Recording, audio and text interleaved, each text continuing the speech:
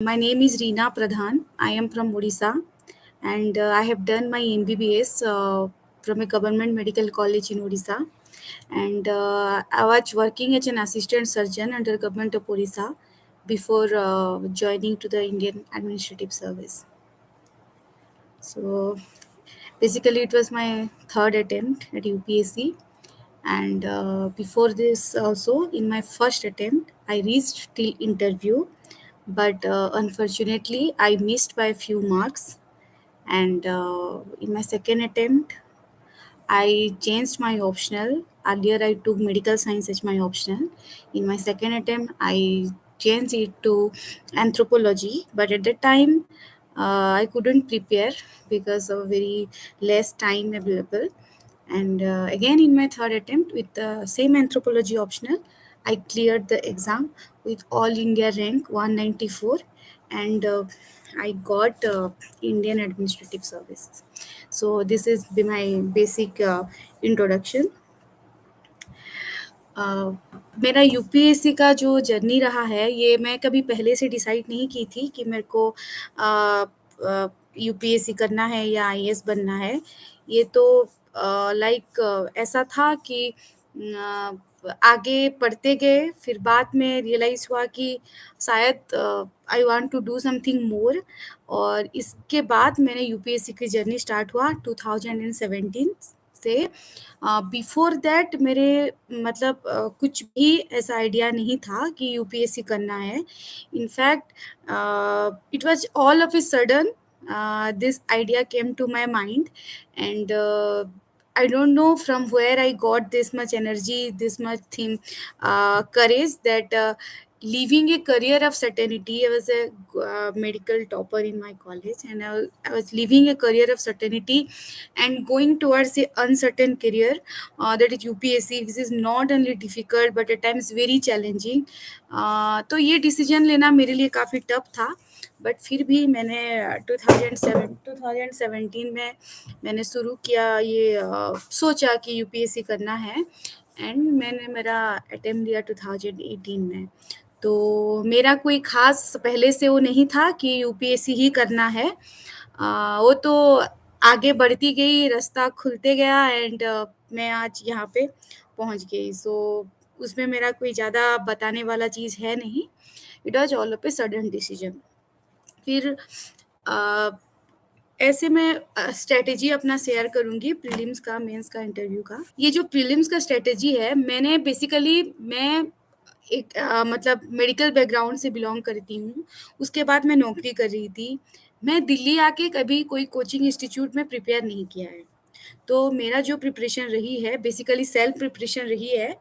और मेरी फ्रेंड्स जिन लोगों ने ऑलरेडी सेलेक्टेड हैं, या फिर जो लोग ये एग्ज़ाम देते हैं, उनसे मैंने गाइडलाइन मतलब गाइडेंस लिया था।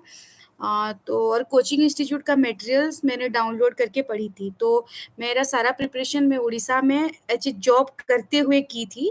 सो दिल्ली आने का तो चांस नहीं है, मैं दिल्ली नहीं आई थी। मैं कोई कोचिंग इंस्टीट्यूट पे क्लासरूम कोचिंग में एनरोल नहीं की थी। पर मैं ऑप्शनल के लिए मैं एक जगह पे टेस्ट सीरीज़ दी थी, और जीएस के लिए भी मैंने टेस्ट सीरीज़ दिया था ऑनलाइन मोड पे। तो मैं अपना प्रीलिम्स का स्ट्रैटेजी शेयर करती हूँ। मैंने जो अपना पहला अटेम्प्ट रहा है, मैंने हर बार प्रीलिम्स में जितना भी मार्जिन रहता है कट ऑफ से, मैं 15-20 मार्क्स हमेशा ज़्यादा रखती थी। तो इससे एटलीस्ट मैं ये कह सकती हूँ कि मेरा प्रीलिम्स का स्ट्रैटेजी जो रहा होगा वो अच्छा रहा होगा। दैट्स व्हाई मैंने तीनों बार मतलब बहुत मार्जिन से प्रीलिम्स क्लियर की थी। तो प्रीलिम्स के लिए ये था कि जो अपना बेसिक्स किताबें होती हैं, लाइक लक्ष्मीकांत हो गया, स्पेक्ट्रम हो गया, एनसीईआरटीज़ हो गई, जो बेसिक सा किताबें हैं, उसको तो मल्टीपल टाइम्स पढ़ना है। मतलब वो सारे बुक्स ऐसा है कि आप जितने बार पढ़ोगे, आपको लगेगा कि उतना ही चीज़ें नया पता चलता है। तो ये बुक्स वगैरह बार-बार रिवाइज़ करना होता है, और हर सब्जेक्ट के लिए आप एक-एक ही बुक चूज़ कीजिए, क्योंकि मल्टीपल सोर्स से पढ़ना और उतना इफ़ेक्टिव नहीं होता है, क्योंकि लास्ट में हम लोग उसको रिवाइज़ नहीं कर पाते हैं। तो हर सब्जेक्ट के लिए एक बुक चूज़ कीजिए। जैसे हिस्ट्री के लिए मॉडर्न इंडिया हिस्ट्री के लिए स्पेक्ट्रम हो गया, फिर लक्ष्मीकांत पॉलिटी के लिए, शंकर आईएएस एनवायरनमेंट के लिए, एंड ज्योग्राफ़ी तो मैंने सिर्फ़ एनसीईआरटी ही किया था। Art and culture again NCERT and Nitin Singhania. शायद प्रीलिम्स के लिए इतना ही बुक है। उसके बाद करंट अफ़ेयर कोई भी इंस्टीट्यूट का मैगज़ीन आप उठा सकते हो, सब कुछ अच्छा है। ऐसा हमेशा लगेगा कि इसमें ये नहीं है, उसमें वो नहीं है, पर अपना भी एक कैपेसिटी होता है, तो हम कोई भी इंस्टीट्यूट का चूज़ करें अच्छा वाला और हम उस पे ही स्टिक करें, एक ही कोई कोचिंग इंस्टीट्यूट का मंथली मैगज़ीन। उसके बाद हमको डेली न्यूज़पेपर पढ़ना होता है, पर डेली न्यूज़पेपर पढ़ने का ये मतलब नहीं है कि आप 3-4 घंटा न्यूज़पेपर पढ़ते रहें। आप बस न्यूज़पेपर में देखें कि लाइक इश्यूज़ क्या है और उसको एक बार पढ़िए। पढ़िए ज़रूर, वो आपका सबकॉन्शियस माइंड में रहते जाएगा।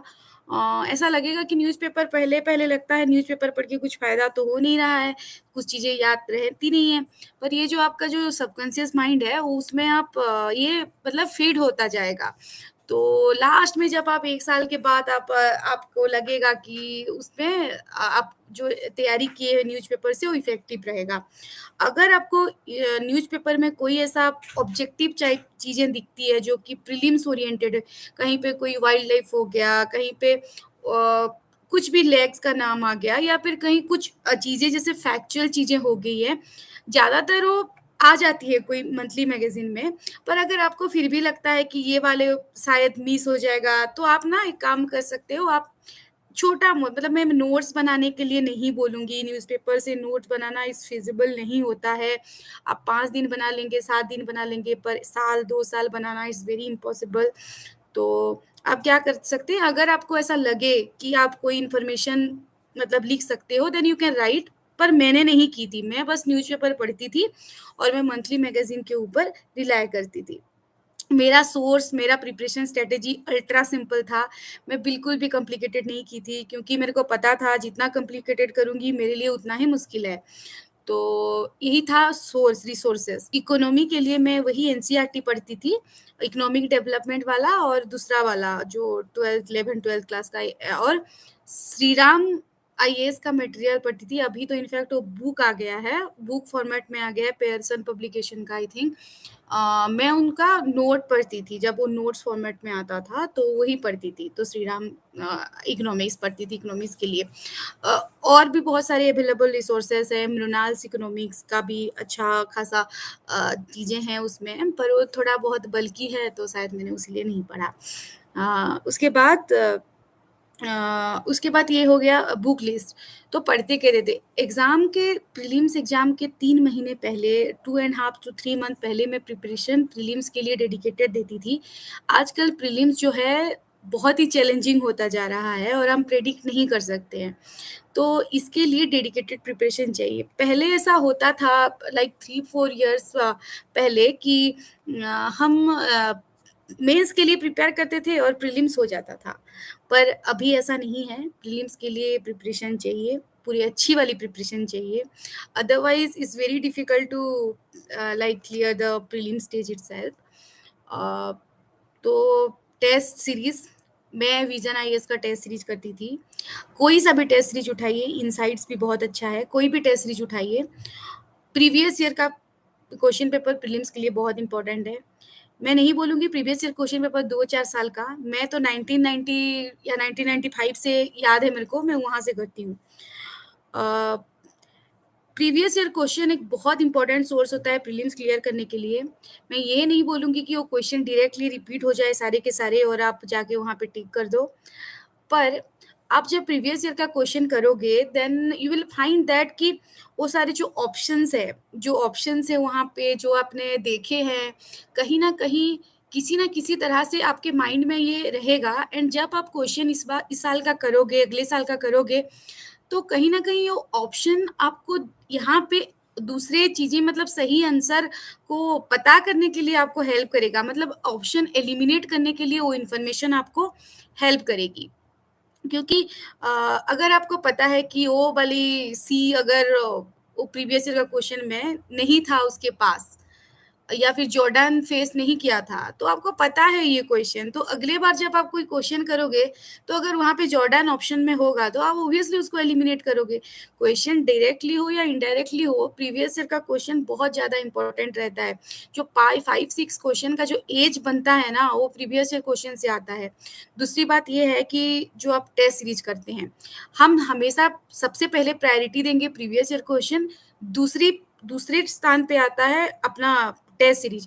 मैं ये नहीं बोलूँगी आपको कि आप जाके 4-5 डिफरेंट डिफरेंट इंस्टीट्यूट का पूरे टेस्ट सीरीज उठा लो, उसको सॉल्व करो, उसको रट्टा मार के जाओ और फिर बोलो यार एग्ज़ाम तो क्लियर नहीं हुआ। तो this is not a good idea, because ये जो क्वेश्चन आती है यूपीएससी का, इसका लेवल ही कुछ अलग है। वो लोग मतलब जानते हैं कि कौन-सा कोचिंग इंस्टीट्यूट में कैसा पढ़ा रहे हैं, कौन-सा क्वेश्चन आएगा, तो they also aware of all this fact. So आपको थोड़ा चालाकी करनी है। आप कोई एक टेस्ट सीरीज को आप ऐसे प्रैक्टिस सेशन लो, ऐसे प्रैक्टिस सेशन लो और ज़्यादा उसका इन्फॉर्मेशन याद करने के लिए कोशिश मत कीजिए। इन्फॉर्मेशन आप याद कीजिए प्रीवियस ईयर क्वेश्चन का, क्योंकि previous year question already UPSC ने सेट किया है एंड वहीं से ही मतलब क्लू मिलती है कि कैसे अगले साल का क्वेश्चन होगा। प्रीवियस ईयर का क्वेश्चन सब बहुत इंपॉर्टेंट है। इस साल का जो टेस्ट सीरीज प्रिपरेशन कर रहे हो, वो भी आप ध्यान दो, पर लाइक 1 या 2 इंस्टीट्यूट का टेस्ट सीरीज काफ़ी होता है, ज़्यादा करने का कोई फ़ायदा नहीं है। फिर हो गया आपको इंटेलिजेंटली गेस करना होगा। आपको अगर ये आप माइंडसेट लेके चलोगे कि मेरे को जितना क्वेश्चन आता है मैं बस उतना ही सॉल्व करूँगा, तो I I can guarantee you that you won't qualify prelims. आप अगर रिस्क नहीं लोगे देन यू वोंट क्वालीफाई, क्योंकि ऐसे तो फिर 35-35 क्वेश्चन से ज़्यादा श्योर शॉट क्वेश्चन तो किसी को आता नहीं है और ऊपर से उसमें भी गलतियाँ होने के चांसेस है। तो इसके लिए आपको रिस्क लेना पड़ेगा। क्वेश्चन आप देखो खुद का ही एक प्लान बनाओ कि अगर आप 70-80 रेंज में करते हो तो आपको सबसे ज़्यादा नंबर मिलता है, या फिर 80-90 क्वेश्चन अटेम्प्ट करते हो, तो वो अपना अपना रहता है। मैं एज ए पर्सन हमेशा क्वेश्चन ज़्यादा अटेम्प्ट करती थी, मेरा गलतियाँ भी ज़्यादा होती थी पर अटेम्प्ट भी ज़्यादा करती थी। तो ये मेरा स्ट्रेटेजी रहा है, पर ये डिपेंड्स अपॉन कि इंडिविजुअल टू इंडिविजुअल। उसके बाद ये हो गया रिसोर्सेज, कैसे प्रिपरेशन करना चाहिए और कैसे प्रायोरिटी, मतलब मैं फिर भी 3 बार आपको बताना चाहूँगी कि प्रीवियस ईयर क्वेश्चन जो होता है वो अपना बाइबल होता है, उसको आप कभी भी नेग्लेक्ट मत कीजिए प्रीलिम्स के लिए। फिर आता है मेंस के बाद, मेंस का अगेन मेंस का जो होता है प्रिपरेशन का एक तरीका होता है। आप मेंस के लिए भी प्रीवियस ईयर का क्वेश्चन निकालिए 2013 के बाद। 2013 के बाद पहले क्वेश्चन को पढ़िए आप कि यूपीएससी किस तरह से क्वेश्चन फ्रेम करता है और थोड़ा मतलब अंदाज़ा लगाने के लिए कोशिश कीजिए। जब आपको एक आइडिया हो जाए कि यूपीएससी कैसे क्वेश्चन पूछता है, फिर आप रिफ़र कर सकते हो प्रीवियस ईयर का क्वेश्चन का जो आंसर्स है। मैंने रेफ़र किया था दृष्टि आईएएस का, उनका एक कंपाइलेशन है प्रीवियस ईयर क्वेश्चन का मेंस का, वो मेरे को काफ़ी अच्छा लगा था और काफ़ी हेल्पफुल भी है। एटलीस्ट ये पहले स्टेज में आप प्रीवियस ईयर का क्वेश्चन और आंसर हमको देखना चाहिए। उसके बाद आता है मेंस का प्रॉपर प्रिपरेशन। मेंस का प्रिपरेशन करने के लिए जो प्रीलिम्स में अपना टॉपिक जो कॉमन है, उसके लिए तो हमको कोई ख़ास अलग से प्रिपरेशन नहीं चाहिए, जैसे आर्ट एंड कल्चर हो गया या फिर मॉडर्न इंडिया हो गया या फिर ज्योग्राफी हो गया, एनवायरनमेंट हो गया। ये सारी चीज़ें हम प्रीलिम्स में जो पढ़े होते हैं, उसी को ही रिवाइज़ करना पड़ेगा मेंस के लिए। जो चीज़ें अलग है लाइक सोसाइटी का पार्ट्स है, उसके बाद गवर्नेंस, पेपर 2 में गवर्नेंस है, सोशल इश्यूज़ है, पेपर 3 में सिक्योरिटी है, साइंस टेक है और बहुत सारी ऐसी चीज़ें जो सिर्फ़ मेन स्पेसिफिक है पेपर 4 एथिक्स से होता है। तो हम जब किसी की पेपर के लिए प्रिपरेशन करते हैं, तो मान लीजिए जीएस 2 का अपना सिलेबस डाउनलोड करना है हमको। सिलेबस को 5 बार पढ़ना है कि इसमें क्या-क्या लिखा हुआ है। उसके बाद सबसे इम्पोर्टेंट है हम 5 चीज़ें पढ़ लें, डिफरेंट डिफरेंट सोर्स से पढ़ लें 5 चीज़ें, पर अंत में हमको खुद को अपनी भाषा में एक छोटा-सा नोट तो बनाना ही होता है। अदरवाइज़ एग्ज़ाम के पहले दिन हम प्रिपेयर नहीं कर पाएँगे और वो कॉन्फिडेंस ही नहीं आएगी, जो कि एग्ज़ाम में जाके हम लिखेंगे। तो टॉपिक वाइज़ प्रिपरेशन करना जीएस में बहुत इम्पोर्टेंट है। आप टॉपिक निकालें, टॉपिक निकालने के बाद कोई सा भी इंस्टीट्यूट का value added material vision IAS का बहुत अच्छा है टॉपिक वाइज़ प्रिपरेशन के लिए, या फिर आप फोरम आईएएस का ले सकते हैं, या फिर बहुत सारी चीज़ें अवेलेबल है मार्केट पे जो कि टॉपिक वाइज़ बेसिस पे प्रिपरेशन मतलब कंटेंट दिया हुआ है।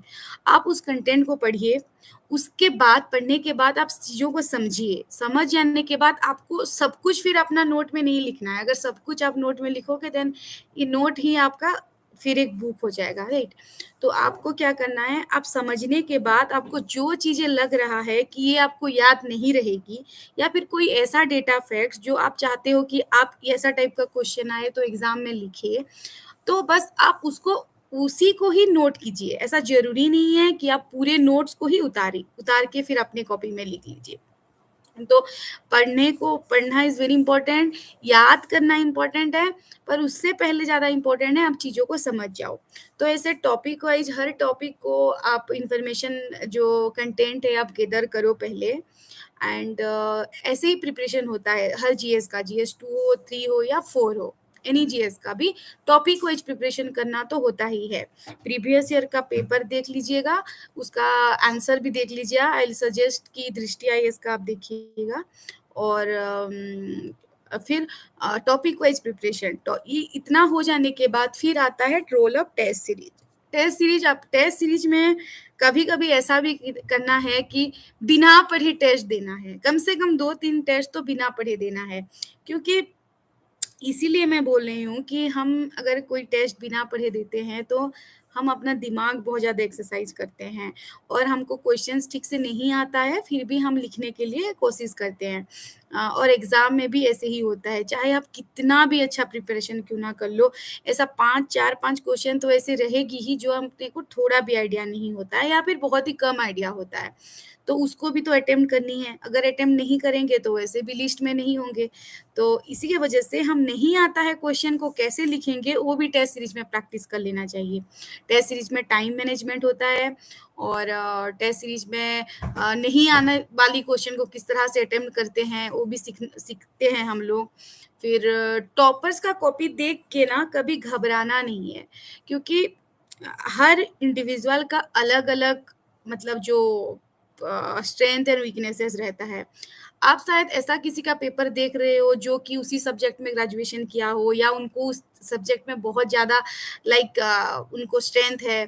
तो ऐसा नहीं हो सकता है कि हर इंडिविजुअल का हर कॉपी, सब क्वेश्चन सबको सही आता होगा, तो ऐसा कभी होगा नहीं। तो आप दूसरों का कॉपी से ना सीखने के लिए कोशिश करना, कभी घबराना मत। वही आंसर का एक स्टैंडर्ड फॉर्मेट होता है, इंट्रो, बॉडी एंड कंक्लूजन। ज़्यादातर क्वेश्चन में ट्राई टू स्टिक, मैं ज़्यादातर इसलिए बोलूँगी क्योंकि एग्ज़ाम्स इन केस में ऐसा हो जाता है कि हम कोई-कोई क्वेश्चन में ये फॉर्मेट छूट भी जाता है। तो ट्राई कीजिएगा कि मैक्सिमम टू मैक्सिमम क्वेश्चन में यही फॉर्मेट में आप आंसर लिखें। इंट्रो में हमेशा उस टॉपिक से रिलेटेड कोई फैक्ट्स दें, या फिर कोई कमीशन का रिपोर्ट दें, या फिर डेफिनेशन से स्टार्ट करें, कुछ भी करें जो कि थोड़ा लगे क्वेश्चन रिलेटेड हो। उसके बाद बॉडी को अगेन मैं एक चीज़ बोलना चाहूँगी, ये सारी चीज़ें बहुत हाइप्ड है कि पॉइंट में लिखना है, पैराग्राफ में लिखना है, देयर इज़ नो रूल। कोई भी रूल नहीं है, आपको जैसा मर्ज़ी ऐसा लिखिए। आपको अगर कंटेंट बहुत ज़्यादा पता है देन पॉइंट में लिखिए। अगर आपको कंटेंट कम पता है, ऑब्वियसली पेपर भरना है तो आप पैराग्राफ फॉर्मेट में लिखिएगा। ऐसा कोई रूल नहीं है कि पॉइंट में ही लिखना है या पैराग्राफ फॉर्मेट में लिखना है।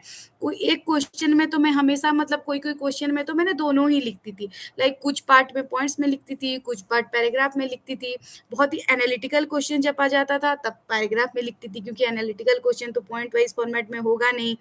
तो बहुत ज़्यादा आप अपने आप को ना कंस्ट्रेंट मत कीजिएगा कि मेरे को ऐसे ही करना है और उस टॉपर जैसे लिखना है। हर इंडिविजुअल का अपना-अपना स्ट्रेंथ रहता है।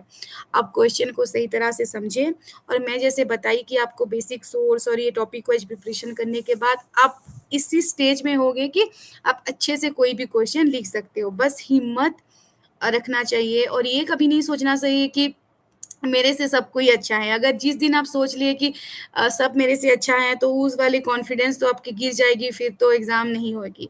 क्योंकि exam is all about confidence. उसके बाद वही है, और डायग्राम के बारे में बोली हूँ। डायग्राम तभी बनाइए, ऐसा भी नहीं है कि डायग्राम ज़बरदस्ती बनाएँगे। मैंने कभी-कभी ऐसा भी लोगों का कॉपी देखे हुए हैं, जहाँ पे डेफ़िनेशन लिखे होते हैं। डेफ़िनेशन में जो चीज़ होती है, फिर से उसको डायग्राम फ़ॉर्मेट में लिखते हैं, तो इट्स एन अननेसेसरी थिंग। आप डायग्राम तभी बनाइए, जब आपको लगे कि आपके डायग्राम से आंसर एनरीच हो रही है, तब डायग्राम बनाते हैं। ऐसा नहीं है कि कुछ भी डायग्राम बना देते। बीच में तो एक चल रहा था बहुत ही ज़्यादा ट्रेंड कि डायग्राम बनाना है, डायग्राम बनाना हाँ, बनाना है पर जहाँ पे ज़रूरत तहाँ वहीं बनाना है।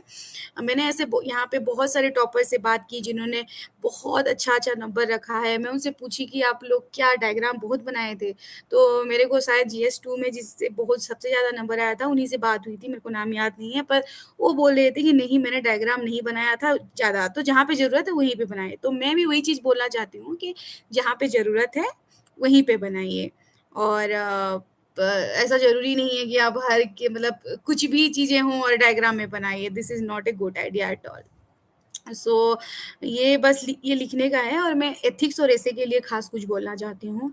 एथिक्स पेपर जो है पहले अभी इस साल से पेपर थोड़ा अलग हो गया है। पहले थोड़ा सिलेबस से पूरे स्टिक करके आता था क्वेश्चन, तो it was little bit on easier side. But अभी ऐसा हो रहा है कि ज़्यादातर फिलोसॉफ़िकल चीज़ें पूछी गई है, जो एक तो कोट एक्सप्लेन वाली 3 क्वेश्चन्स होती है, उसको छोड़ के भी मेरे को बाकी सारे क्वेश्चंस भी कोट्स की तरह ही लगे थे। केस स्टडीज़ अगेन बहुत लेंदी थे।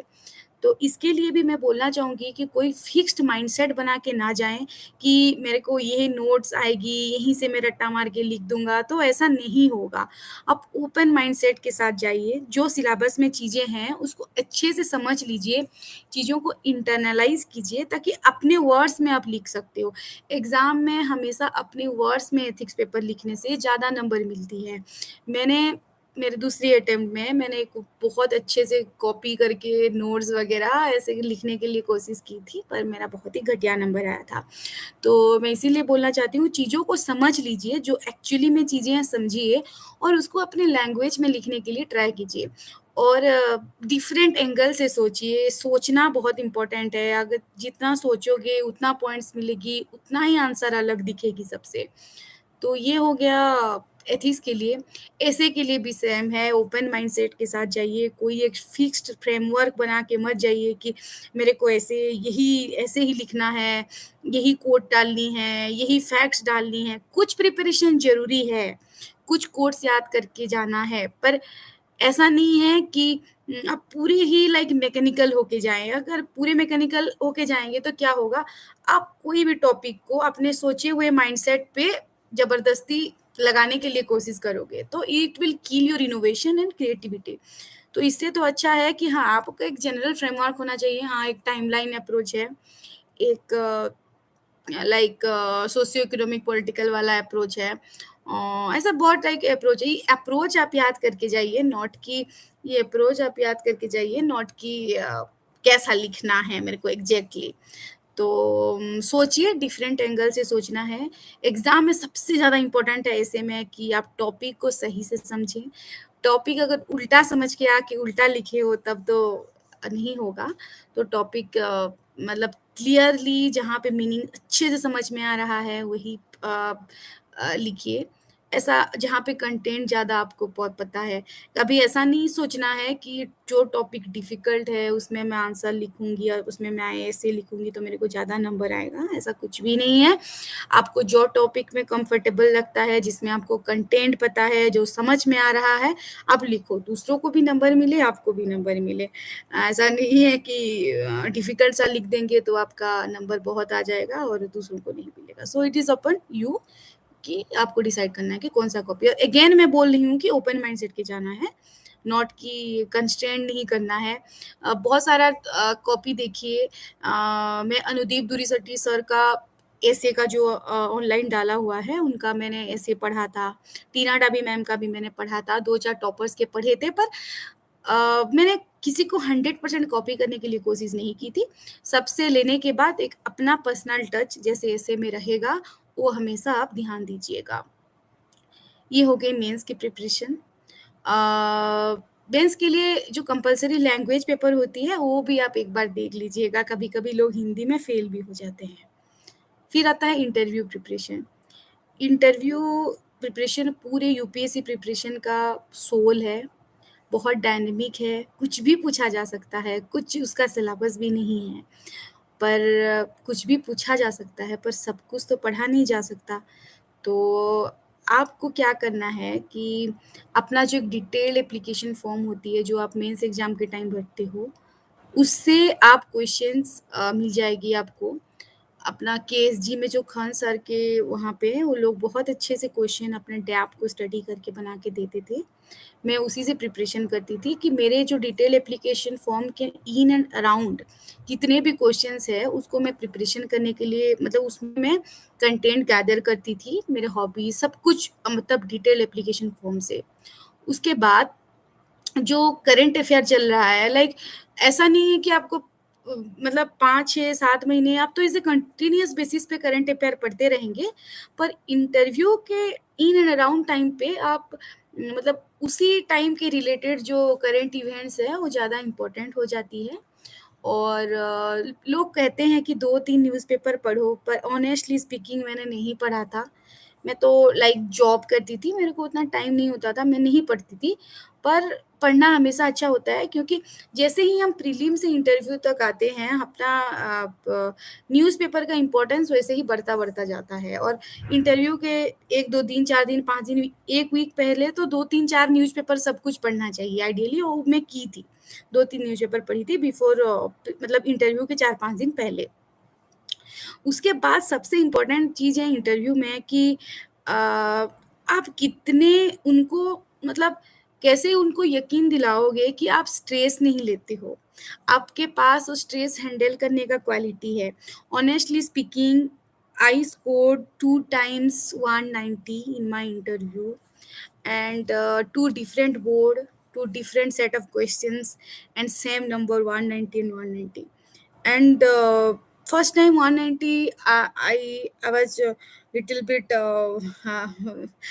surprised that wow I got 190, but second time honestly speaking my interview was on such a good tempo that was running on such a good tempo in the in the interview center that then they were ready to give me more than 210 or 250. I don't know whatever marks they were actually they want to give me, but deliberately like unknowingly or that was not my day I would rather say despite of 190 marks I will say कि I have done miserable uh, मतलब like जैसे घटिया type का performance होता है कम से कम 4-5 question जो मेरी सब्जेक्ट्स मैटर से रहा है। मतलब मेरे मेडिकल बैकग्राउंड से, मेरे हेल्थ बैकग्राउंड से जो क्वेश्चन तो बोलनी ही चाहिए थी, ठीक है? उसने में भी मैं गलत की थी एंड दैट्स व्हाई मैं scored little bit dropped otherwise मेरा इंटरव्यू बहुत ही अच्छा जा रहा था and I was through out the interview मेरे चेहरे में कोई भी स्ट्रेस नहीं था। मैं हमेशा स्माइल करके इंटरव्यू देती हूँ, मैं बिल्कुल भी टेंशन नहीं लेती हूँ और जो आता है तो यस आंसर ऑनेस्टली देना है, जहाँ नहीं आता है, नहीं आता है। पर मेरे को ऐसा क्वेश्चन कुछ ज़्यादा पूछा नहीं गया था जो कि मेरे को नहीं आता था, एक्सेप्ट जो 2 3-4 क्वेश्चंस मैंने नहीं बोल पाई थी। मेरे को क्वेश्चन का आंसर पता था, पर पता नहीं उस टाइम कि मेरे को क्या हो गया, पर मैं ज़्यादातर टेंशन नहीं लेती हूँ, पर उस टाइम मेरे को मैं पूरे ब्लैकआउट हो गई थी और मेरे को वो आंसर नहीं आए। तो फिर भी फिर भी मैं बोलूँगी वो क्वेश्चन नहीं कहने के बाद और मेरा सब्जेक्ट मैटर से रिलेटेड क्वेश्चन नहीं कहने के बाद भी मैं टेंशन नहीं थी। मेरे चेहरे पे कोई भी स्ट्रेस नहीं दिख रही थी, जिससे मतलब लाइक एक सिविल सर्वेंट का एट्रिब्यूट होना चाहिए कि वो प्रेशर सिचुएशन को डील कर पाए। मैंने ऐसा बहुत कैंडिडेट को देखा है जो कि एक्स्ट्राऑर्डिनरीली आंसर करते हैं, बहुत अच्छा आंसर करते हैं, फिर भी they used to get very less mark 1 मतलब बहुत कम मार्क उनको मिलता है। पता है क्यों? क्योंकि यहाँ पे ना मतलब जो इंटरव्यू स्टेज में नॉलेज टेस्ट बेसिकली नहीं होता है। मतलब ये पर्सनैलिटी में भी बताने के लिए भी आपको नॉलेज की ज़रूरत है। ऐसा नहीं है कि आप पर्सनैलिटी टेस्ट में सिर्फ़ पर्सनैलिटी क्या ही दिखाओगे, नॉलेज के थ्रू ही पर्सनैलिटी एक्सप्रेस होता है। पर उतना ज़्यादा इम्पोर्टेंट नहीं है नॉलेज एस्पेक्ट जैसे मेंस एग्ज़ाम में होता था। यहाँ पे लाइक आप कितना अपना जो व्यू पॉइंट है उसको कितना अच्छे से एक्सप्रेस कर पा रहे हो, कितने अच्छे से उनको कनेक्ट कर पा रहे हो, आप जो बोलना चाहते हो उसका मीनिंग प्रॉपर है कि नहीं, क्लियर कट आपका क्लैरिटी है कि नहीं थॉट प्रोसेस में, जो बोलना चाहते हो उनको कन्वे हो रहा है कि नहीं। मतलब ऐसा तो नहीं है कि चीज़ें घुमा-घुमा के बोल रहे हो, पता नहीं सही बात। तो ये उनको मैनिपुलेट करने के लिए कोशिश कर रहे हो। तो ये सब चीज़ें पॉइंटर्स होती है। अगर कोई ऑनेस्ट रहे, लाइक मैं अपने इंटरव्यू थ्रू आउट में बहुत ऑनेस्ट थी, क्योंकि मेरे को कोई झूठ बोलने का कोई था ही नहीं, मेरे को कोई कुक करके बताने वाला चीज़ें थे ही नहीं, इसीलिए मेरे को ज़्यादा स्ट्रेस भी नहीं होती थी।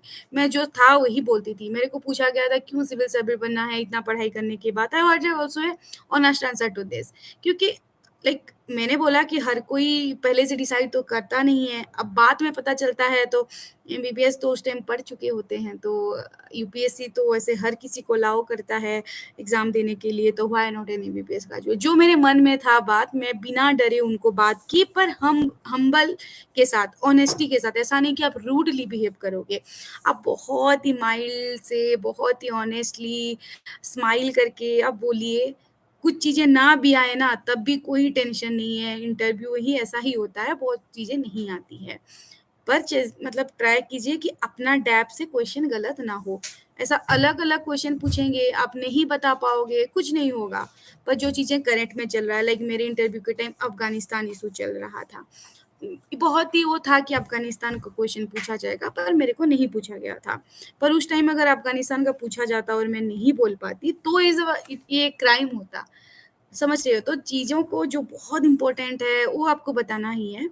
और कैसे बताना है? स्माइल करके बताना है, ऑनेस्टली बताना है, झूठ नहीं बोलना है। हमेशा ये चीज़ दिमाग में रखो कि वो लोग जो बैठे हुए हैं 4-5 लोग, वो हमसे बहुत ही ज़्यादा एक्सपीरियंस है, बहुत ही ज़्यादा टैलेंटेड हैं, उनको सब पता है। तो उनको हम नॉलेज में तो कभी जीत नहीं सकते, नॉलेज एस्पेक्ट में हम कभी नहीं जीत सकते। हमको उनसे ज़्यादा मार्क्स लाना है, हम कैसे लाएँगे?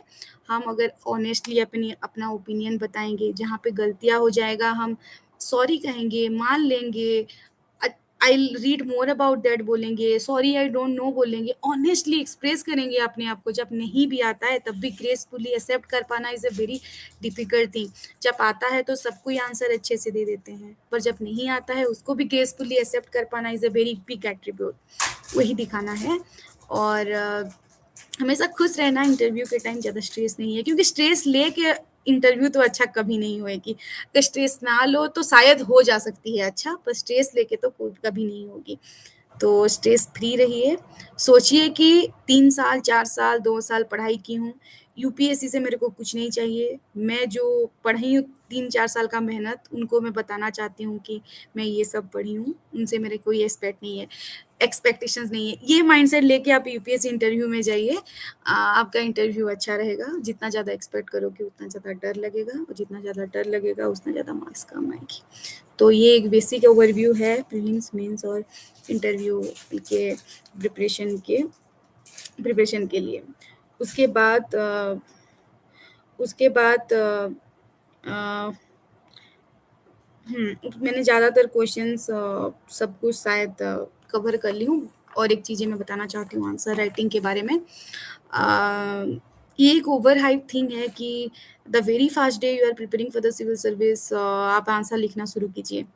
पहले कुछ कंटेंट तो होना चाहिए ना आंसर लिखने के लिए, ऐसा तो नहीं है कि पहले दिन से आप आंसर लिख लोगे। कुछ बेसिक प्रिपरेशन चाहिए, बेसिक प्रिपरेशन, कुछ इन्फॉर्मेशन, कुछ कंटेंट आपको पता होना चाहिए, उसके बाद ही आप आंसर लिख सकते हो। आप बेसिकली थोड़ा बहुत आंसर राइटिंग प्रीलिम्स एग्जाम से पहले कर लेना चाहिए, ताकि एक बेसिक आइडिया सा मिल जाए कि कैसे आंसर लिखते हैं। उसके बाद प्रीलिम्स के बाद आप बाकी फुल लेंथ टेस्ट सीरीज ऐसा दे सकते हो। ऐसा डेली बेसिस पे लिखना, अगर लिख पा रहे हो देन इट इज़ गुड, पर ऐसा ज़रूरी नहीं है। आपको बस एक कैसा आंसर फ्रेम करते हैं वो पता होना चाहिए, और जल्दी-जल्दी लिखने का प्रैक्टिस उतना होना चाहिए। बाकी प्रीलिम्स के बाद आप टेस्ट सीरीज़ लगा सकते हो। ऐसा वेरी फर्स्ट डे से आंसर लिखना कोई ज़रूरत नहीं है। आंसर कैसे लिखा जाता है, कैसे प्रॉपर फॉर्मेट में, इंट्रो, बॉडी, कंक्लूजन, और वो सब चीज़ें प्रीलिम्स से पहले आपको पता होना चाहिए। प्रीलिम्स से पहले आपको प्रीवियस ईयर का क्वेश्चंस के बारे में भी एक आइडिया होना चाहिए। तो ये बेसिक सा है आंसर राइटिंग। कोई एक इंस्टीट्यूट में आप टेस्ट सीरीज़ दीजिए, या फिर ऑनलाइन पे भी टेस्ट सीरीज़ दे के पीयर इवैल्यूएशन कर सकते हो। There are lot of option, you can try any one of them. और ऐसा कोई हार्ड एंड फास्ट रूल तो है नहीं। मैं अगर अपना बात बोलूँगी तो इस बार तो कोरोना का टाइम था, मेरे को ड्यूटी बहुत ज़्यादा हेक्टिक था और मैं 4 मुश्किल से 4 जीएस का टेस्ट सीरीज़ दे पाई थी, 4 टेस्ट दी थी और ऑप्शनल का 3 टेस्ट दी थी मैक्सिमम, उससे ज़्यादा मैं दे नहीं पाई थी। हमेशा 10 टेस्ट देना चाहिए मिनिमम जीएस के लिए और ऑप्शनल के लिए 4-5 देना चाहिए। उसे देने से कॉन्फिडेंस बूस्ट होता है, मैं नहीं दे पाई थी क्योंकि इस बार का कोविड के टाइम में ड्यूटी बहुत ज़्यादा था, इसलिए दे नहीं पाई थी। तो यही है ऑल टोटल प्रिपरेशन के बारे में। मैं एक बार चेक कर लेती हूँ आप लोगों का क्या क्वेश्चन्स है, अगर कोई क्वेश्चन्स ऐसा होगा जो मैंने नहीं बोला है देन मैं उनको कमेंट करूँगी। कैसे याद करते हैं चीज़ों को? देखो हम एज़ ए इंडिविजुअल सब डिफरेंट हैं। किसी को 4 घंटे पढ़ के याद रह जाती है, किसी को 10 घंटे पढ़ के याद रहती है। पर बार-बार पढ़ना इज़ अ की लाइक रिवीजन बार-बार एक चीज़ को मिनिमम लाइक मैं तो कम से कम किसी चीज़ को 4-5 बार नहीं पढ़ूँगी तो मेरे को तो याद नहीं रहता है और लोगों को तो 10 बार पढ़ के भी याद नहीं रहता है। तो डिफरेंट मतलब डिपेंड करता है कि आप कैसे हो। आप अपने लेवल के हिसाब से रिवीजन करो क्योंकि बिना रिवीजन के तो नहीं होगा। आप रिवीजन करते जाओ, सॉर्टर नोट बना के जाओ। मतलब पहले ज़्यादा सोर्स पढ़े, उसके बाद थोड़ा छोटा नोट बनाइए, उसके बाद और छोटा मतलब ईच एंड एवरी रिवीजन के टाइम में आपका नोट छोटा-छोटा होना चाहिए और एग्ज़ाम से पहले ना नोट्स का साइज़ बहुत ही क्रिस्प होना चाहिए। ये इज़ द की मतलब बिना रिवीजन के तो नहीं होने वाला है, ठीक है? सबको रिवीजन करना पड़ता है, बहुत मेहनत करना पड़ता है। उसके बाद मैं अ एनसीईआरटी, एनसीईआरटी तो पिलर होती है। सब एनसीईआरटी पढ़ना 6 क्लास से 12 क्लास तक ज़रूरी है, फिज़िक्स, केमिस्ट्री को छोड़ के। आप सब एनसीईआरटी अच्छे से पढ़ो, 4-5 बार पढ़ो। पर एनसीईआरटी के पहले दिन पढ़ो तो उसे नोट नहीं बनाना है क्योंकि NCERT itself is a note, उसको जितना बार पढ़ पाओगे उतना अच्छा है। करंट अफ़ेयर का कोई पढ़ने का कोई लिमिट तो है नहीं, पर ज़्यादातर मैं 1 साल का पढ़ती थी, पर लोगों को मैं 2 साल, 3 साल का भी लाइक पढ़ते हुए देखी हूँ। पर मैंने 1 साल पढ़ा है। दिल्ली और किसी का कोई बहुत लोगों का क्वेश्चन है कि दिल्ली जाना ज़रूरी है क्या? तो मैं तो दिल्ली नहीं जा जाके नहीं पढ़ी हूँ। मैं अपना प्रिपरेशन उड़ीसा से रह के ही की थी और उड़ीसा से रह के भी प्रिपरेशन ऑनलाइन मोड पे हो सकता है, कहीं पे भी रह के प्रिपरेशन हो सकता है। दिल्ली जाने का कोई ज़रूरत नहीं है। मतलब अगर if you can then it is good अगर ये आप नहीं कर सकते हो देन ऑल्सो कोई ये एक लिमिटेशन नहीं है। कोचिंग इंस्टीट्यूट के बारे में मैं ज़्यादा कमेंट नहीं करना चाहती हूँ। कोचिंग इंस्टीट्यूट का रोल है, बहुत सारे बच्चे कोचिंग इंस्टीट्यूट से मतलब हेल्प लिए हुए हैं। मैं डायरेक्टली तो क्लासरूम कोचिंग नहीं की हूँ, उनका मटेरियल पढ़ी हूँ, तो मैं आउटराइटली कोचिंग इंस्टीट्यूट के बारे में कुछ नहीं बोलना चाहती हूँ। कोचिंग इंस्टीट्यूट डेफ़िनेटली हेल्प करता है चीज़ों को जल्दी समझने में। अगर आप अफ़ोर्ड कर सकते हो और आपके पास टाइम है, पेशेंस है, देन मैं बोलूँगी कि आप कोचिंग इंस्टीट्यूट जॉइन कर लेना चाहिए। और अगर आपके पास ये पेशेंस नहीं है या फिर फाइनेंशियल कंस्ट्रेंट है, देन आप खुद भी प्रिपरेशन कर सकते हो।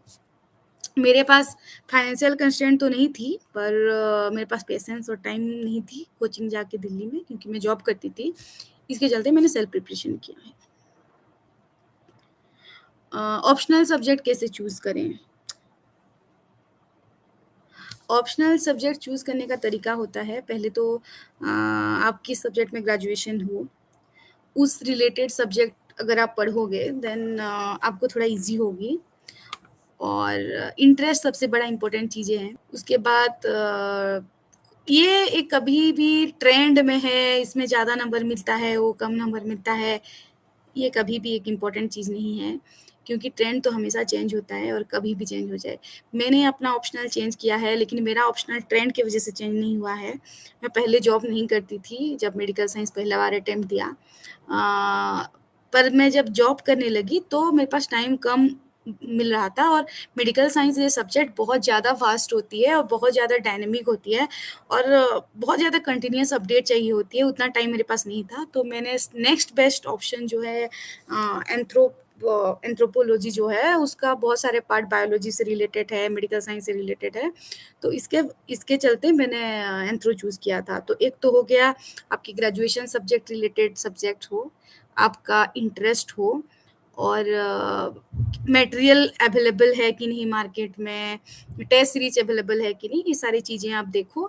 2-4 ऑप्शनल शॉर्टलिस्ट करो, थोड़ा बहुत पढ़ो, उसके बाद जो सबसे अच्छा लगे उसको लो, स्टिक करो, बार-बार दिमाग चेंज नहीं करना है। यही होता है ऑप्शनल सब्जेक्ट चूज़ करने का तरीका।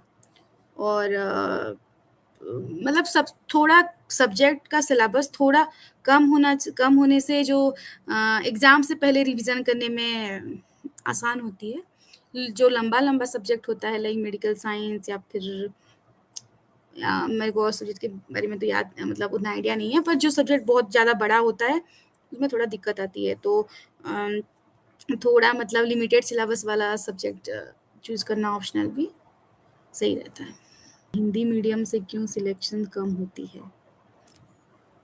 मेरा तो एग्ज़ाम इंग्लिश मीडियम से रहा है। मेरे को हिंदी मीडियम से उतना कुछ आइडिया नहीं है, पर मैं एक चीज़ जो मैं जानती हूँ, वो शेयर करना चाहती हूँ। ऐसा कुछ नहीं है कि इंग्लिश मीडियम से ज़्यादा सिलेक्शन होता है और हिंदी मीडियम से कम सिलेक्शन होता है।